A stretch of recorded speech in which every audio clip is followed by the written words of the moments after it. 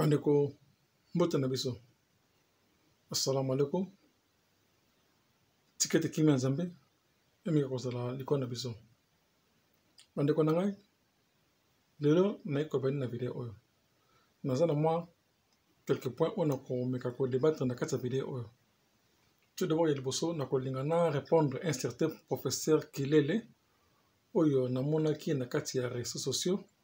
Alors concernant émission salaki yango ne poussinga pona meka ko répondre ye. Alors tout d'abord bravo c'est ça. Na kolinga na remercier le bon Dieu ya Allah tata nzambe. Pambate apesinga makasi na meka ko telema liboso ya video oyo. Pour ceux qui zalaki pona nga moko mbele tango mosusu na ko telema awate. Pambate balobi nzoto ya moto sans spirit nzambe ezali ya kokufa. Ils ont même que le rond la carte à James ou Jack, chapitre 2, verset 26. Le lobby, the body without the spirit is dead. Donc, il y a une autre moto sans spirit en Zambé, ils ont yakokufa. En même temps aussi, ce qui est na carte à Genesis ou Genèse, na carte chapitre 2, verset 7. Donc, moi, la kuna, tant que le bon Dieu, il y a Allah, tata Zambé, à salaki Adam. Azalaki na épave. Après avoir tant écouté brief na Adam, de Adam avec sa spirit en Zambé a commis moto. Donc par conséquent, le komo pekembo et son pas en Zambé, il est bon Dieu ya Allah. Bon insiste. Tozana matanga na kati ya Congo. Oh tout le monde baza kolela na minute oyo. To wuti ko perdre juge président o azalaki na kati ya jugement il y a 100 jours. Tout ce qu'on perd na brusquement. Na moment subit, na moment oyo etanga makite, oyo te bakite. To prendre brusquement. Liwana ye. Ils ont la cause moko naturelle. Est-ce que ils ont une heart attack ou a piqué crise? Nobody knows. Mutu moko ebite. Liwana ye. Ils ont un boka batu. Ils ont poison. Ils ont quoi et quoi? De éviter la minute. Yango, ils allaient passer mingi, surtout dans la famille naye, na mwasi naye, na bana naye, na bandeko naye, ba yaba leki na baninga kasi et tout, ba yebaki, ils allaient passer mingi pour na bango. Pour perdre mutu na moment oyo, oyo non voilà tout le monde, bazana import, bazana vraiment cause la ye na musala sa kosala pona jugement wana. Donc c'est le passe mingi. Yango to kosenga toujours dans l'état. Kata mboka wana ameka kolandela kana ye. Ayeba cause na eliwana eza nini. E utile nzela nini. Nana bomi akufi naturel tout et tout. Tout na mboka na bino ba l'état mboka wana. En même temps aussi, est-ce que ils allaient intimidation de éviter? Est-ce que on a remplacé à cause de l'intimider, à cause de la nabobangi pour amona que non voilà nga aussi na ko kenzela wana de éviter mais to senga na bango za ni wana te batsa ile ko na mutu na bango te balongola intimidation wana balongola bobangi wana bien sûr ils ont passé ils ont risqué aussi mais to senga l'état a protégé bango. Donc, on lit que, base dans l'intimidation, il la motivation. Donc, il motivé bango, va rendre courtois maintenant malamu. Pour la spirit à monter à Kofiana, pour la spirit à juger à Kofiana. Donc, il motivé bango, va ça la moussala comme malamu. Va kata nenge sengi va kata yango. Et puis, chose autre, pour nous avons passé avec mon couleur. Ça ressemble à la mienne, les loges, je crois.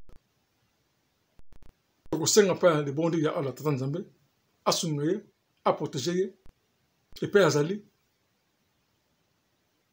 que tout le monde, tous les peuples congolais, tous les Simonais, tous appuyer, to soutenir moralement, physiquement, spirituellement. Comme tu as cause ya mboka wana pona cause nanga. Aza ko buna pona intérêt na mboka te. Mais activité na risque. Dans la minute obe, aza na katia. Ici qu'il a passé na katia prison. To soutenir to sungaye, to tikre moko te. Combattre. Combat ça comme ça là, c'est noble et juste. Pour que tout le monde va réclamer dans mboka wana. Alors, 26 là.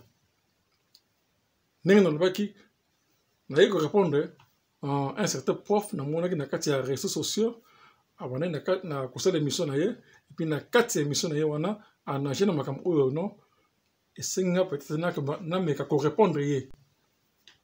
Alors, c'est qui quoi geste. Na émission wana osa la wana. Alors, avec on nagé na makamatali esclavagisme. Alors, c'est non hier le but, que non, il avait un certain pape, la carte Vatican, il y a un mouton, parce qu'il ordre, ou Mibeko, qui est back en Afrique, back en Africain, pas de carabango, dans le labo, pour esclavagisme. À continuer, et puis à l'objet, le col là, que non, ils ont pas pour un mouton, parce qu'il y a donc, Islam, na par contre, trois donc, basali religion moko. Donc, catholique, judaïsme, na islam, basali religion moko, basali bato moko. Donc, tant que Vatican, et à Papa Vatican, on a fait ce qui m'est dit, ça veut dire donc voilà que non, Malamoko est concernant qui islam na judaïsme, selon lui. Alors, tout d'abord, on va répondre un catholique, et ça lit religion. Et ça la religion. Mais ce qu'on peut en religion, mais et ça la religion, c'est Riwana. Et ça la quoi? Et ça la qui? Romain, catholique, church. Donc, quand on parle de catholique, il est universal. Donc, c'est là qui universellement quoi? Oui, ben, Romain, c'est ensemble de langue. Ce que ça a ensemble de langue, on a la protéger, puis on a la. Donc, en dehors, il y a Romain citizen. Donc, on n'a pas voté, on a plus mon côté, pour en dehors. Donc, c'est là qui, les sanguins, Romain, Salaka. Donc, quand on parle de catholique, ça veut dire universel, Romain, church, donc ensemble. Donc, c'est là que la religion. Et puis, c'est là que l'antichrist. Parce que bato balingaka Jésus te pèse le konaye. Parce que bato baneko bomba chrétien, bato baneko na Jésus te wana. Baneko mabango. C'est pour ça que antichrist. Donc parce que bato bango semble la bikeko, ba sanza, ba moi tout et tout. Ba rome wana. En plus catholique et ça là quand business avant Jésus Botama. 300 ans avant Jésus Botama. Déjà catholique et Zalaka. Zalaka fondé par Alexandre the Great. Dieu a fondé Kayango. Ok. Et Zalaka n'a rien à voir avec le christianisme. Ou islam, ou judaïsme. Voilà. Donc Zalaka avant Botama. En plus, deuxièmement, au lobby que donc voilà, judaïsme, na islam, na catholique, baza et le comme encore. Mais c'est faux, il y a un point de malam. Tout d'abord, na quatre catholique, il y a moi, il y a oyo. Baza la doctrine, il y a trinité. Cela veut dire, bah croyez kana, au nom du Père et du Fils et du Saint-Esprit. En plus, parce que dans la musique, bah lobby, Mary, Marie. Maman Jésus, pèse le corps de Bango, qui a dit the Mother of God, a dit Maman Nzambe. Alors, tandis que dans l'islam ou judaïsme, basé dans la doctrine on a été. Islam, dans le judaïsme, basé dans la doctrine monothéisme. Cela veut dire Et ça, il n'y a qu'un seul Dieu. Alors, tu as la différence entre catholique, islam, judaïsme. La catholique, dans la doctrine, il y a Trinité, mais on est des pères et des fils, on est des pères et des fils et des Saint-Esprit. En plus, dans la musique, Marie, maman Jésus, maman Nzambe. Bandeko, mbote na biso. Assalamu alaikum. Tikete kimi Nzambe, emi kozala likona biso. Bandeko na ngai, lelo na ekobani na video oyo. Naza na mwa quelques points on a komeka ko débattre na kati ya video oyo. Tout d'abord, il y a na répondre à un certain professeur Kilele oyo na monaki na kati ya réseaux sociaux. Alors concernant émission salaki, il y a un poussing pour nous meka ko répondre. Alors tout d'abord, bravo c'est ça. Na kolinga na remercier le bon Dieu ya Allah Tata Nzambe. Pambate apesinga makasi na meka ko telema liboso ya video oyo. Pour ceux qui zalaki pour nanga moko mbele tango mosusu na ko telema awate. Pambate balobi nzoto ya moto sans spirit Nzambe ezali ya kokufa.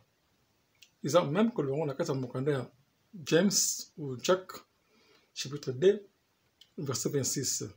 Et le but, the body without the spirit is dead. Donc il y a une autre moto sans spirit en Zambé ils ont en plus parce que dans la musique le but Mary Marie maman Jésus pèse le corps de bango qui a sali the mother of God a sali maman Nzambe.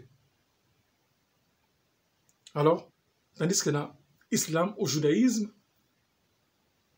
basé sur la doctrine monothéiste. Islam, dans le judaïsme, basé sur la doctrine monothéisme. Cela veut dire, il y a qu'un seul Dieu.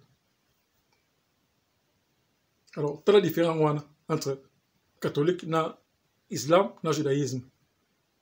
La catholique, basé sur la doctrine, il y a Trinité, mais on est des pères et des fils, on est des pères et des fils et des Saint-Esprit. En plus, dans la musique, Marie, maman Jésus, maman Nzambe. Tandis que dans le judaïsme ou l'islam, basé sur la doctrine monothéisme, donc basé sur la believe in one God. Ni dans la Torah, ni dans la Mishnah, ni dans la Zabour. Donc, c'est seulement quoi qu'on a fait ça. C'est moko. Et ça, quand on a fait la Bible, voilà. Moïse a pesé le qu'on a eu. Alors, on a fait Deutéronomie, chapitre 6, verset 4. Alors, O Israel, hear this. The Lord, our God, the Lord is one. Même aussi, on a fait Marc, chapitre 12, verset 28 et 29. Par exemple, quand Jésus a répondu à Ningen Moussou, il ne peut pas Jésus à tout le monde, le connaît. Les plus grands commandements de la Bible. Alors, il répondre à quoi? Oh Israel, hear this. The Lord, our God, the Lord is one. Donc, il répondre à même chose, on a Oyo. Moïse a le cas de Deutéronomie 6.4. Phrase par phrase, mot par mot, point par point. Donc, comment elle dit Trinité, parole de doctrine, il y a judaïsme, il y a islam. Même aussi, dans le cas de Coran, il y a Kul huwa Allahu ahad. On a vu ce prophète Mohammed, pèse le Coran, il y a Kul huwa Allahu ahad, Allahu samad. Lam yalid wa lam yulad. Wa lam yakul lahu kufuwan ahad. Donc, il y a seulement qu'un seul Dieu. Voilà. On a dit doctrine, il y a islam, puis il y a judaïsme. Et les trois, judaïsme aussi, dans le moment où il y a religion. Mais là, c'est la religion. C'était quoi? Judaïsme. Où tu l'as? Où tu n'as pas Dieu, non? Non, tu as la connaissance. Voilà. Alors, moi judaïsme est à partir de Palestine. Pendant que les Juifs qui n'ont pas descendu à Juda, ils font la Guidée et puis dans la religion du judaïsme. Donc moi judaïsme est à partir de Palestine, on va faire un combat. On va faire un mesure, on va adopter un angle. Si tu peux pas moi de là, comme religion judaïsme. Donc mon judaïsme ils ont ni na kata Mishnah, ils ont ni na kata Zabur, ils ont ni na kata Torah. Les moments où on va adapter. Même aussi, moi chrétien, na sera kala, ils ont la kata, de l'eau ils allaient. Mais la temps Jésus peut se connaître, ils ont la kata. Tant que apôtre, ils ont la kata. Et il y a des gens. Batouane ko, ben na bango, ba chrétien. Ah, bah ça va chrétien. Bah ça na ko na doctrine oya Christ. Et puis la maison, bah ko adapté comme moi na christianisme. Yongo tiko na moi de là oyo. Et ça me ko na kati ya mokanda ya acte. Ça ko bango. The first time over like ils ont moi Christian, ils ont la kati ya Antioche. Voilà. Et tu n'as moins le commis, accepter un mot. Comment normal. Mais les gens de série. Donc, en bref, en plus que musique, lobby, ok, islam, bah ça a un système esclavagisme. Bah participer à l'esclavagisme. Pour apprendre yo. Donc, la Syrie tombe esclave salaka. Isalaka pré-islam. Donc, avant islam, il y a la carte Arabie Saoudite. Donc, tant que Arabes ont ça la business wana, Isalaka islam te, bazan non mais son pété. Isalaka pré-islam. Donc, le prophète Mohammed pèse le connaît. Jamais article que c'est parti de la commerce, il y a esclave. Article que parti de la côté. Alors là, qu'il involve dans la côté. Avant, tant que a écouté yango. Oya, abana ko seza kinini.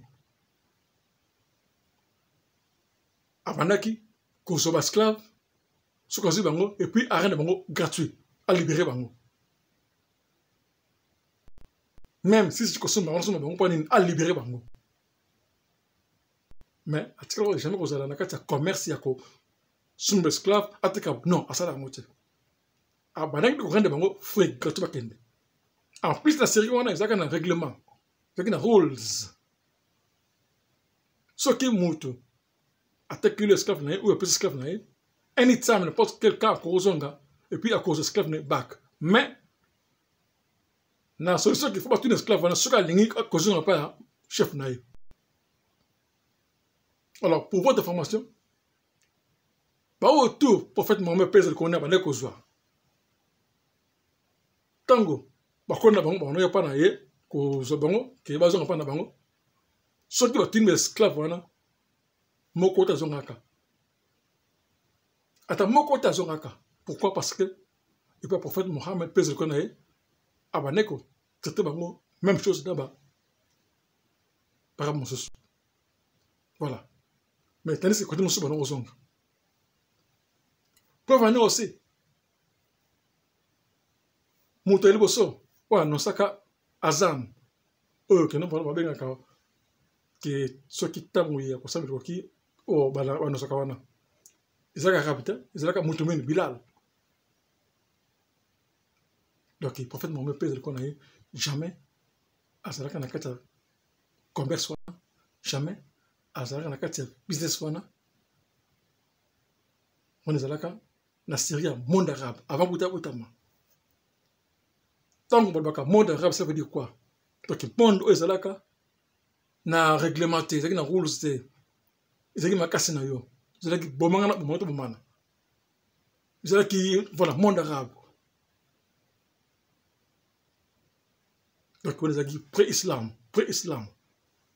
Et donc, dans le islam. Donc, tant qu'on a dit, est-ce que vraiment un professeur, ou vraiment que cela, moi, recherche en c'était vraiment histoire, on est là. Et oui, peu ça qu'on peut savoir toute l'information, mais ils ont tout dans ma coloté. Hein? Professeur Kelele. Donc, pour votre formation, ils ont qui n'ont pas. Donc, catholique, judaïsme, islam, ils ont religion de mon côté. Je crois qu'on a qui détaillé en bref, mais qui explique comment catholique n'est pas là, et ben dans les comment et puis judaïsme n'est pas puis l'islam. Yes, judaïsme et islam, bon, on a descendant Abraham. Abraham, Abotaka, Nastara, Abotaka Jacob, puis na Hagar, Abotaka Ismaël. Barab, bon, on va quitter partir à Ismaël, et puis Dieu va quitter partir à Jacob. Ce n'est que normal. Alors, pour avoir une sister, on a dit que le tout est angouana. Vraiment, tout ce qu'on parle de bon Dieu, Allah Tatan Zambé, Amen Rosunga, pasteur avec mon kona. Na moment oyo, na pasteur ça qu'on traverse nango, tout la simanaï, tout soutenir tout tirer beaucoup, spirituellement, moralement, physiquement, tout et tout, combattre. Mais tout ça au bunda, il s'agit mon côté, à son intérêt d'un côté, il s'apprend en boca. Zekabino, mon mélengambe, Tikaete, le Komu, le Kembo, ils ont pas à Allah. Et le bon Dieu, Tatan Zambé. Merci.